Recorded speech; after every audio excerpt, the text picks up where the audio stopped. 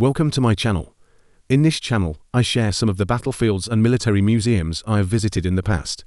Hopefully you will find it useful for planning your trips, or if you have similar interests in such places. If you find this content useful, please like and subscribe, as I plan to do more of these videos. In this video, we'll review the Cavalry Delay Action by two of John Buford's brigades on the first day of the Battle of Gettysburg. As a former mechanized infantryman, this battle is of special interest to me, as cavalry block and delay is a standard operation. In this video I will survey the ground and show how the terrain was used effectively to delay the advance of the Confederate troops to Gettysburg by Buford's cavalry troopers, as it was a classic application of the tactic, and the Union cavalry executed it brilliantly. The Battle of Gettysburg was the bloodiest battle in the American Civil War. It was fought from July 1st to 3rd July 1863 in and around the town that bears its name.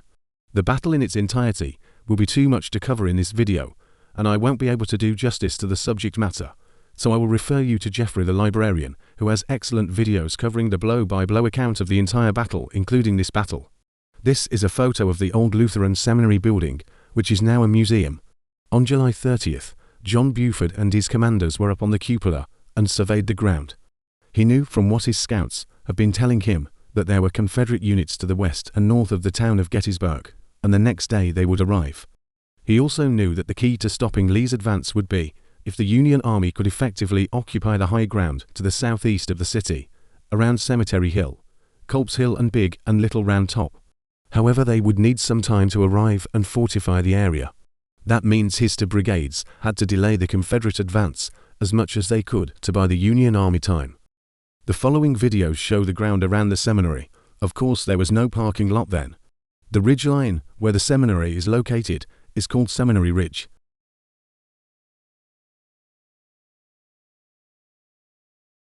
This is the view that Buford and his commanders would have seen on July 30th. The road in the distance is the Chambers Bow Pike.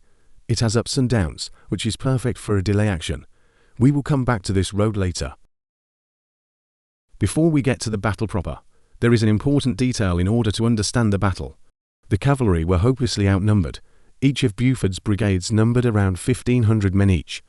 They would be facing about 4,000 infantry each. This is life-sized mock-up of a Union cavalry trooper, is from the Gettysburg National Military Park Museum and Visitor Center. We will see how the cavalry evened the odds. This display is also from the same museum. Each cavalry trooper would carry a carbine, which was breech-loaded unlike the infantry muskets, which were muzzle-loaded. They would carry a saber for close-quarter fighting and usually more than one revolver.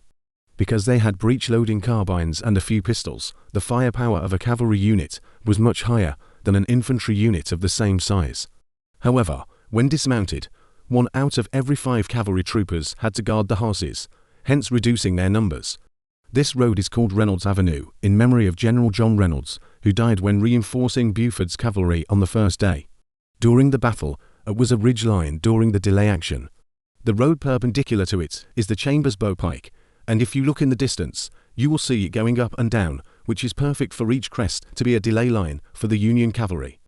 These ridge lines and crests were perfect because they provided cover for the dismounted cavalry troopers. They would fire at the Confederates, and when the infantry formed the lines to give maximum volley, the cavalry would mount up on the reverse slope and head to the next line. This is the sign to denote where that first shot was fired. This ends this video. I hope you have found it useful and informative. If so, please like and subscribe. Also, if this video has sparked your interest in this battle, I highly encourage you to visit the site. I have some links in the description if you do decide to visit. Thank you for watching.